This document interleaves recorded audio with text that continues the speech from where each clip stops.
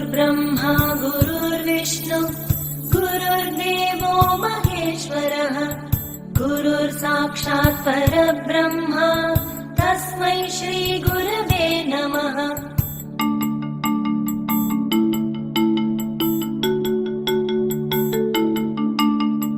पटविटपि समीपे भूमिभागे निषण्ण सकलमुनि जनानां ज्ञानदातारमारात् त्रिभुवन गुरुम् ईशम् दक्षिणामूर्तिदेवम् जनन मरण दुःखच्छेददक्षम् नमामि।